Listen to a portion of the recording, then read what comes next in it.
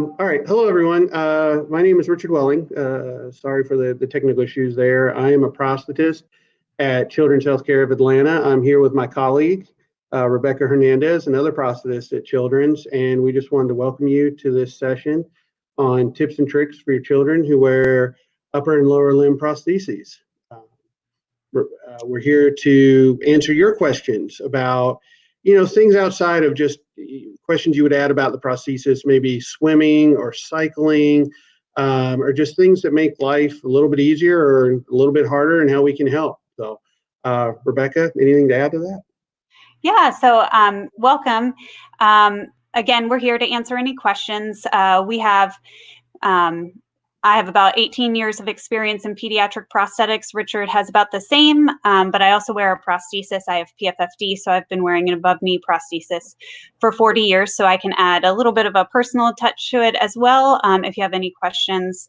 But certainly, if you think of anything, please type it in the chat box, and those questions will come over to us. We figured we'd start out with some of the commonly asked questions that we receive. Richard's going to talk about bicycles. We get lots of questions about riding a bike with a unilateral lower limb amputation. Thanks, Rebecca. So one of the things we often get is my kid wants to ride a bike. Their friends are riding a bike. How can we help them ride their bike?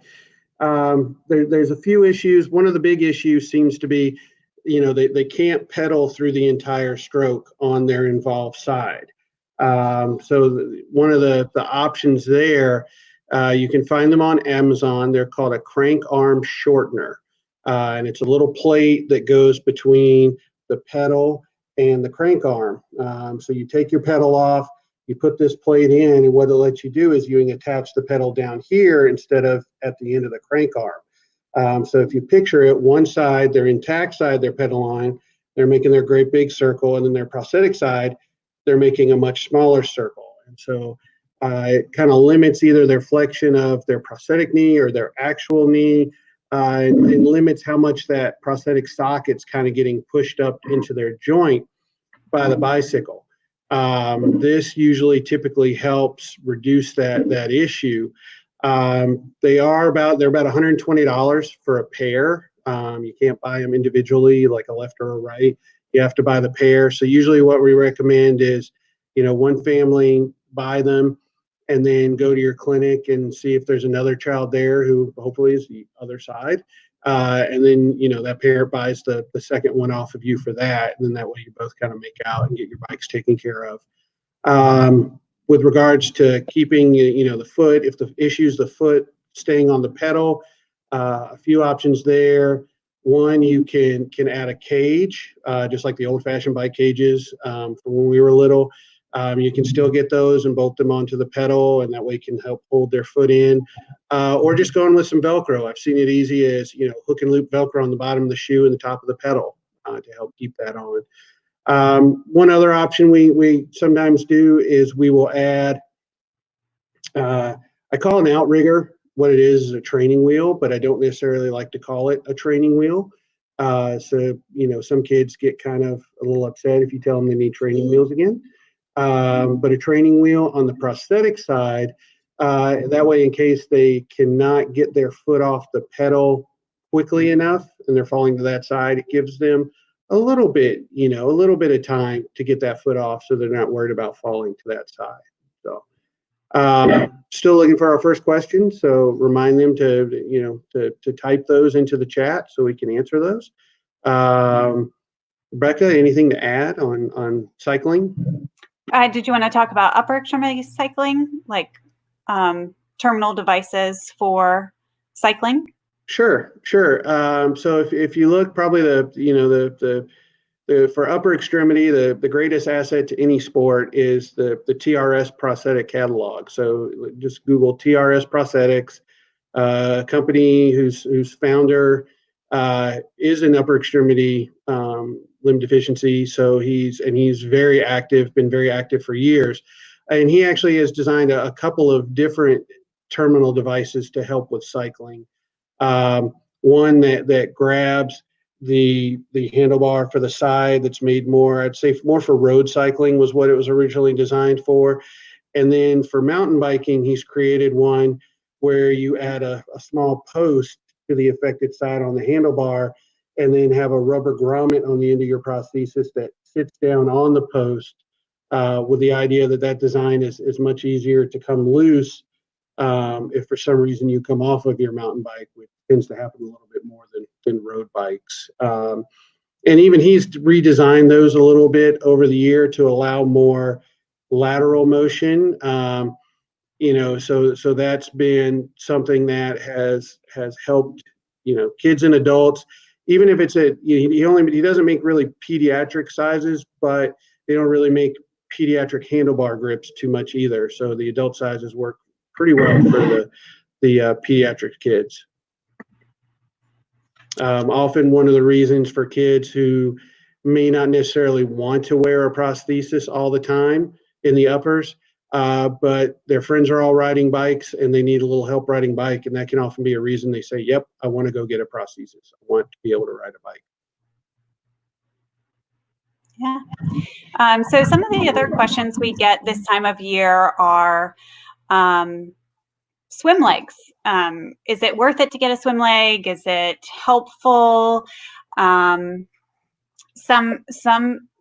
kids are at the beach all the time, and they're constantly coming back to our office with rusted screws and sand all in their prosthesis. And sometimes we do make a beach or a water prosthesis, but typically we just say, use your current prosthesis. Make sure when you get out of the ocean, rinse it really well with fresh water to make sure that those screws don't rust and corrode, and then come and see us as soon as you get back from the beach, because we'll need to blow out all the sand from your foot shell. But oftentimes, in the past when we've made a water leg, it doesn't really help if you're in a pool swimming laps so much as it does just getting to the edge of the pool and then getting into the pool. But that we get that question quite a bit, and we just really, if it's a growing child, we just try to have them use their current prosthesis. Or if they're lucky, their old prosthesis still fits, well enough, quote unquote, well enough to get by as a beach leg or a running, or not a running, but a beach leg or a pool leg. But yeah, Rebecca's right. I mean, it is not anything advantageous when they're just trying to, swim laps or do swim team. I remember a story from Atlanta. This was probably the early 2000s, of a kid who was on swim team and had some sort of prosthesis that he wore just to help keep balance while he was doing swimming.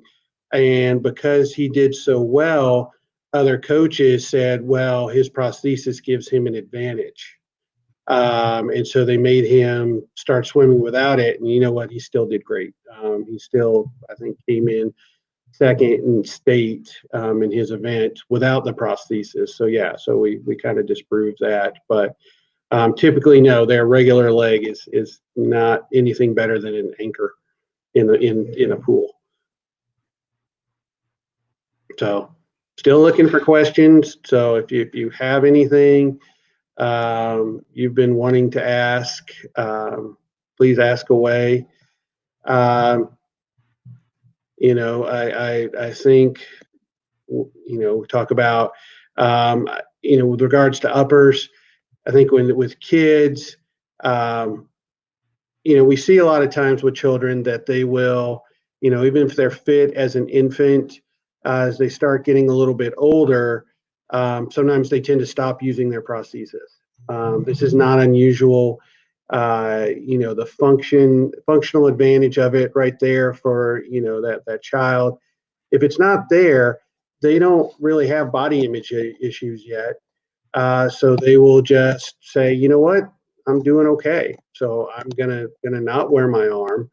And we kind of transition through that, and then kind of like the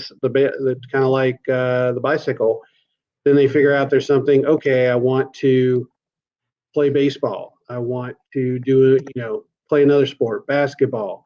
There's some activity they have that having that other arm of equal length would help.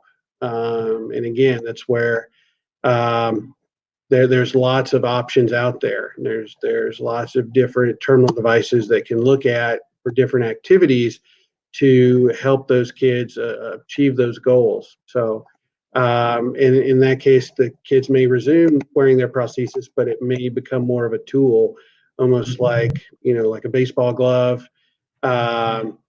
where they wear it when they participate in the sport, but then they take it off when they're done with that sport. Advantages of an early fit of upper limb loss. So I think, Rebecca, please chime in too. I think establishing that pattern of wear is a big one, that they're used to seeing a limb there. We at Children's prescribe to, sit to fit. So when the child is at an age to sit, because one of the other big advantage having that prosthesis there is it frees up the intact arm.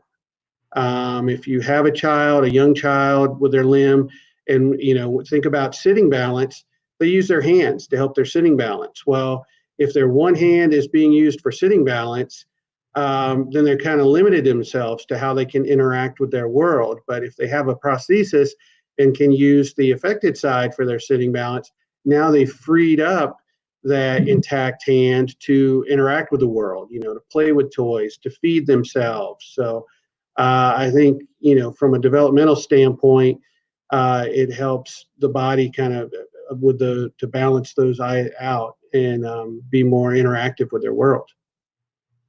Rebecca? Yeah, I agree. And also just incorporating it into their world, their life, having that second hand to pull things to midline, to stabilize while they can grab with their other hand. You're absolutely right. Trying to incorporate before they start learning how to do things one-handed is really important. Okay, so the next question says, when do you recommend putting prosthetic knees in a young child with higher levels of limb loss? I would say, at Children's Healthcare of Atlanta, we put knees in pretty much everybody in their first prosthesis. So whether it be an infant who's getting their first prosthesis at 10 months old, we'll put a knee in there. A functioning knee, or if it's someone who's had a traumatic amputation and they are getting an immediate post-op prosthesis, we put a functioning knee in there. We believe that if you can learn the right way, learn how to control that knee right from the start, you'll have ultimately better control over it long term, but also not develop bad gait habits that we have to work out later on. Just like any other toddler who's learning to crawl and pull to stand and eventually take steps, they're going to fall, just like any other toddler.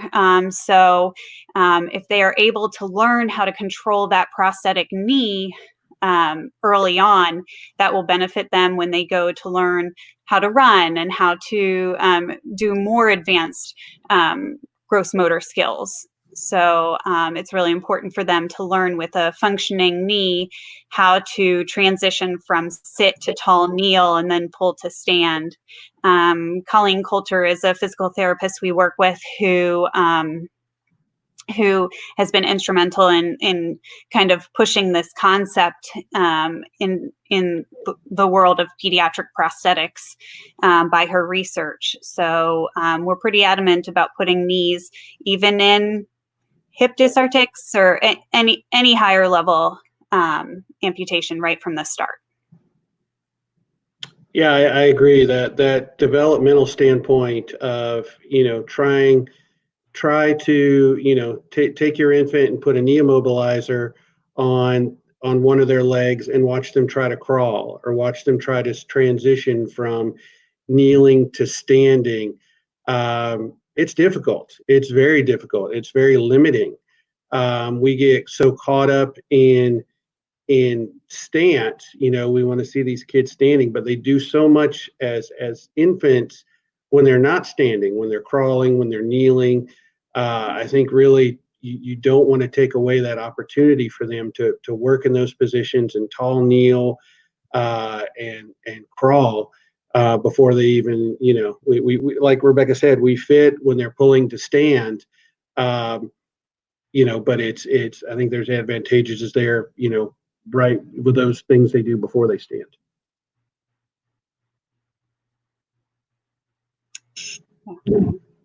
And that's, it's funny. It's not something all that new, I don't think, although some places, traditionally a lot of places don't fit a knee in prostheses until the children are 3 or 5 years old. But I was looking back through photos recently, and I found one of when I was about 2 years old, and my prosthesis had a functioning knee in it. So I guess some centers have been doing it for quite a while, but now there's definitely research to back it up why it's beneficial. Any tips for increasing adaptability? Yep. For increasing our upper extremity child? So essentially trying to get them to wear their prosthesis. So I would say for those kiddo, sorry, I was reading another one. So for those kids and trying to get them to use their prosthesis, you need to help them. Children at that age they're very visual with their learning, so they need to see the benefit. They need to see activities and things that they do and how the device will help them perform those activities. So demonstrating to them how, for your very young child, putting food into the prosthesis and showing, look, you can hold your cracker with your prosthesis and take a drink and not have to put things down, and still hold something in your prosthesis while you interact with your world with your intact hand. I think is a big step in helping them use their prosthesis more. They really need to see the functional aspect of it, of what it can do for them to help them. Because if they feel like their function is better without it, you're going to have a hard time convincing them. The downside of a prosthesis, particularly in upper, is that loss of sensation. Their residual limb is now in a socket, so that it's hard to feel where it's at on the device. But they can learn to feel it through the prosthesis. It takes time with them to show them how that's possible. Yeah, and that rolls into kind of our next question that says, what do you tell parents who say that their child does not want to wear a prosthesis because it slows them down? And yeah, I mean, that's a reality, that when you put a prosthesis on a child who is learning to crawl and learning to cruise and learning to walk, that they may be faster crawling and getting around without their prosthesis. And it's going to be frustrating. But at some point, it just kind of all comes together. Like they have this aha moment where they get up and they feel confident. And that's same with toddlers with two, anatomical legs, that happens, so I think you push through it, encourage them to use it, and they will come to want to use it when they realize how it will benefit them, or that when they get the confidence enough to do it. We're having a lot of kids coming back during the last 6 months, and it's like, well, how much are you wearing your leg these days? And we know that they're not wearing it as much because there's really not a need when they're not going to school, they're not going out into their community. So we just encourage them to at least put their prosthesis on every day and walk around a little bit and try to go for a walk, try to maintain their mobility, try to stay as fit and as active as they can. You know, a lot of kids, we see the two extremes. We see the kids who aren't really wearing them that much, and we see the other extreme where the kids are outside playing all the time and just breaking everything. So right now it's kind of an interesting mix, but hopefully soon we'll return back to somewhat to normal, and kids will be going back to school at some point, and we want them to be able to wear their prosthesis all day long at school and go back to walking through their schools and their class, going from class to class. So they need to keep up with wearing it a little bit if they can each day.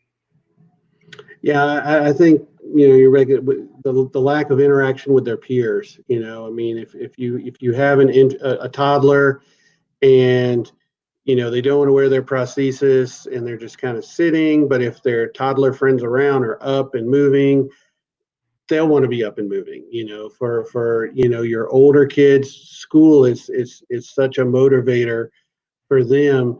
They want to be up, they want to keep up with their peers.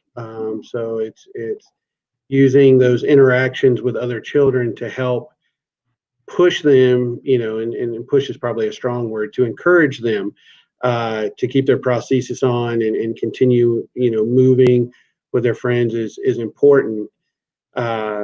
It's very important.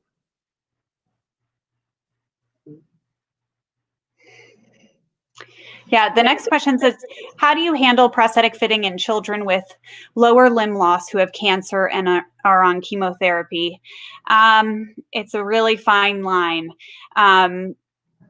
We do tend to fit kids, you know, as soon as their wounds are healed, and even if they're on chemotherapy, we will fit them.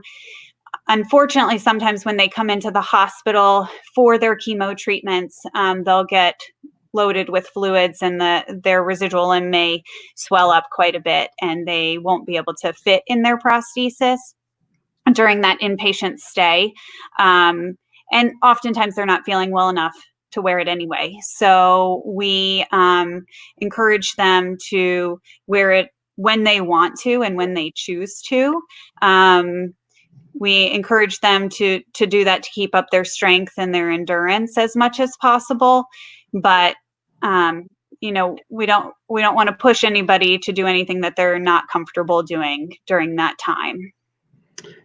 Yeah, I would say that, and having really good communication with your acute physical therapist and occupational therapists that are seeing the patient during their chemo when they're in the hospital, and having them have a good understanding of you know, volume changes and how that affect prosthesis fit, and how you can't necessarily be chasing that throughout, you know, trying to make new sockets all the time because of how their fit changes really isn't going to work that much. Plus it's just hard, you know, the casting process can be kind of tough to go through for a kid who's on chemo as well too. So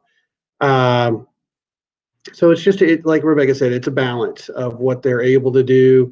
You're trying to be encouraging, but you know, it's at that point in their life, you know, the cancer and the chemo is, I think, that the bigger challenge, and their bigger goal is to get through chemo. And then it's like, okay, we're through chemo. Now we can focus and be a little bit more aggressive and get our mobility back and our strength back and our life back. But during that time, focus on getting your body healed and getting through that period. So the next question says, what is your recommendation for follow-up visits for upper and lower limb differences? So definitely in a growing child, we want to see them every 3 months. Certainly if there's problems in between, we don't want families to wait 3 months. Oftentimes our kids are coming back with broken components and need maintenance on their prostheses. So we tend to see them, I would say, although we recommend every 3 months, we tend to see them closer to every 2 months for those who are rapidly growing and really active with their prostheses. Yeah, I think, I would say 3 months for a unilateral for growth adjustments is pretty. Most kids, I would say, Rebecca, about an inch a year is what they grow. So think about a 1/4 inch every 3 months that you need to adjust into that prosthesis to keep them level. Uppers, we see back, at least initially more frequently, depending on how their use is. And, was it, and then I would say if it's a change in componentry, as a child gets older, if you, for an above knee, if now you added stance flexion, okay, we might see them at first back sooner than the 3 months, just, to see how they're doing with that new function. And then for uppers, if you went from a non-articulated or passive and you went into a myo, obviously we're going to see you sooner than that to ensure to see how they're doing. You want them to progress. You want them to keep going, keep improving. You don't want them to get frustrated, because then that jumps back to that question before of, adaptability and how do you keep them in it. If they get frustrated, then they start looking to even their old prosthesis of like, okay, this one was good. I didn't have any issues.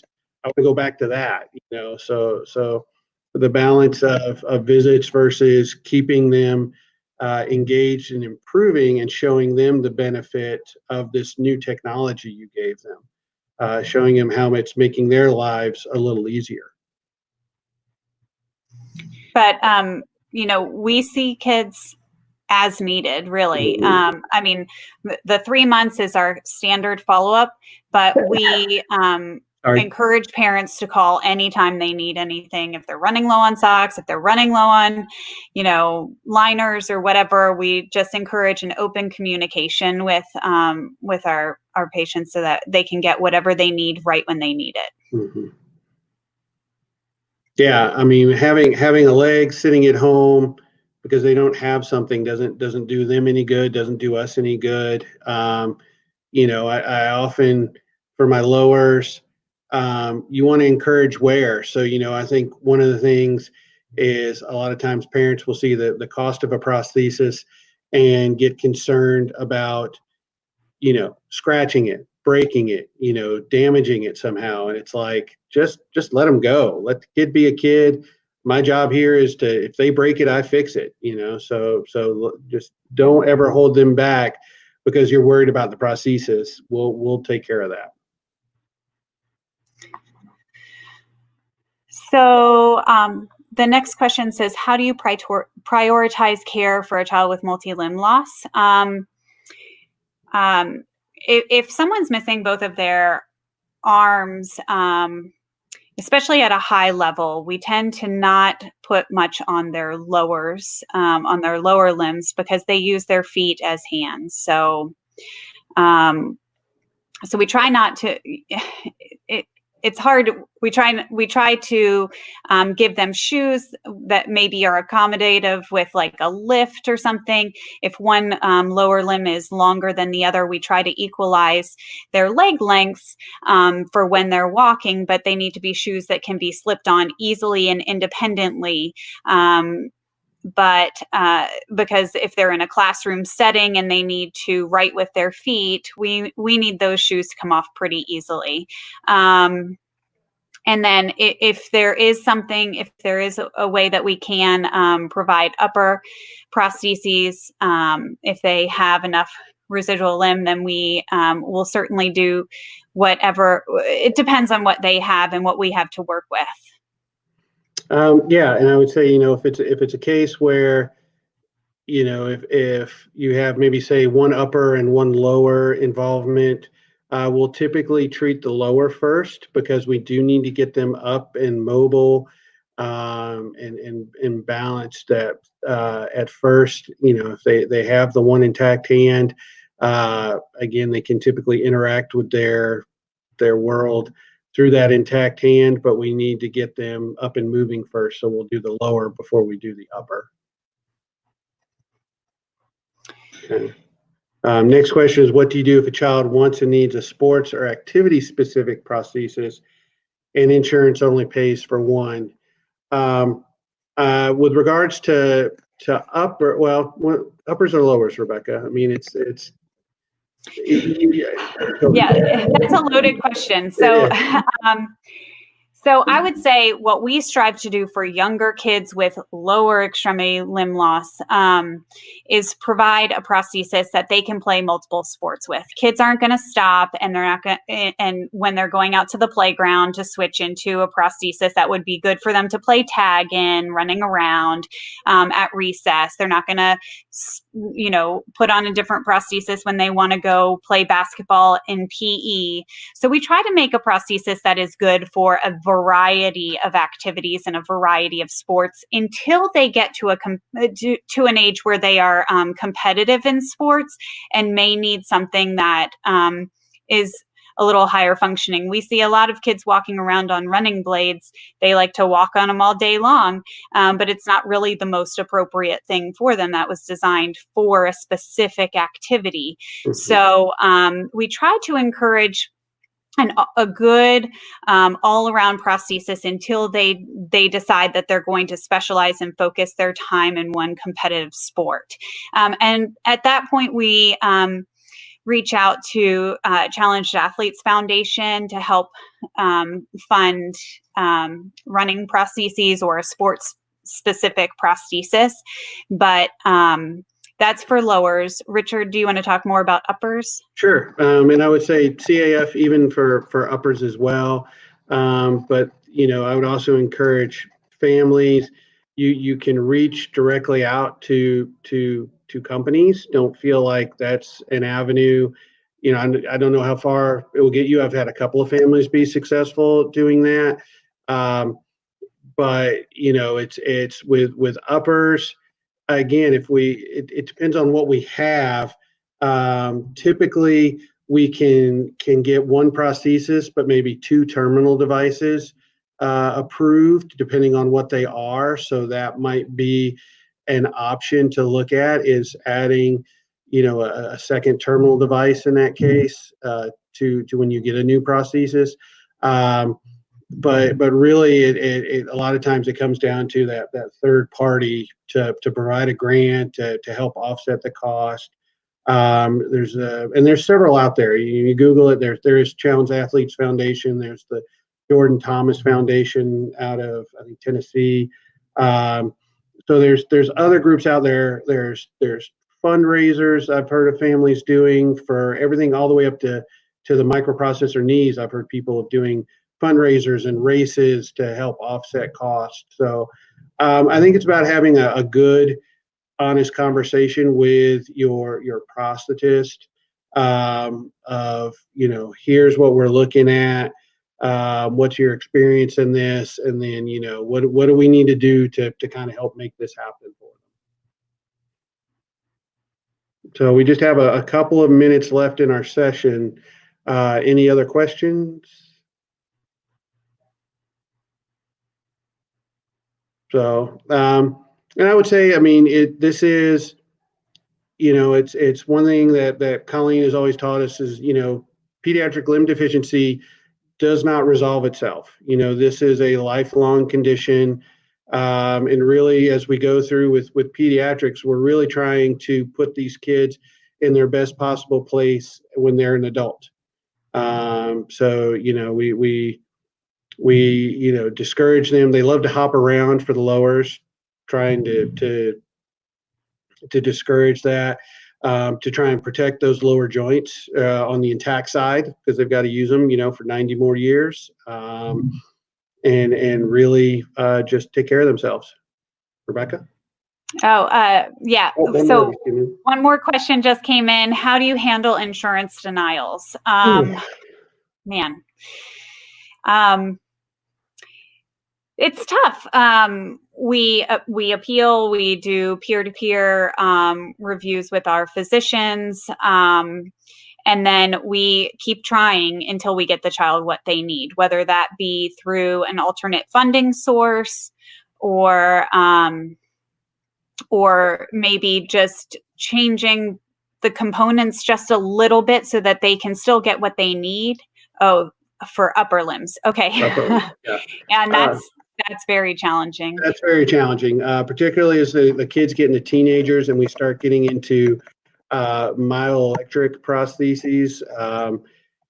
A lot of insurance companies have started just excluding the codes. Anything that says myo in them, they've just excluded the codes completely. And unfortunately, part of that is a little bit on the families to really push when your company is selecting insurance plans. Don't just ask, hey, do you cover prosthetics? You know, what exclusions do you have in your prosthetics coverage? Kind of look at those and see if anything they're taking out that might impact you or impact your child, will be a help in that case. And beforehand, again, like Rebecca said, afterwards, if one comes up, we appeal.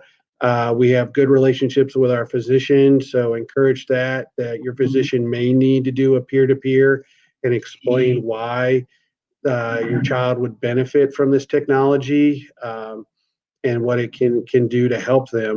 But don't stop. Don't stop fighting and asking and you know. And I think one thing that is really important, especially for upper limb, is showing a history of use. Mhm. So making sure that your child, even if they're not using it all the time, making sure that your child has documented use of a prosthesis, because we have found occasionally we'll have teenagers come back to us and say, I want a prosthesis, but they haven't worn one in years.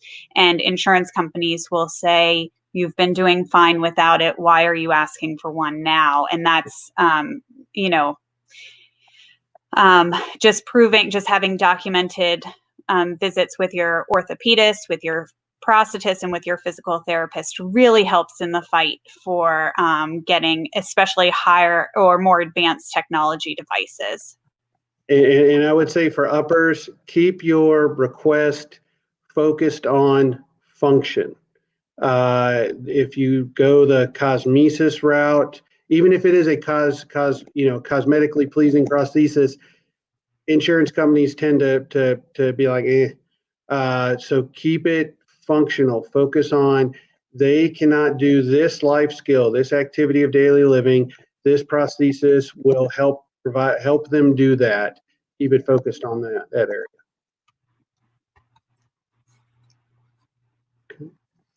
Okay. Anything else? Any other questions? Well, thank everyone for tuning in. I hope we were able to help in some areas and answer some questions for you. If you have further ones, feel free to reach out to the Orthotics and Prosthetics Department at Children's Healthcare of Atlanta. Google us, and we'll be happy to answer any more for you.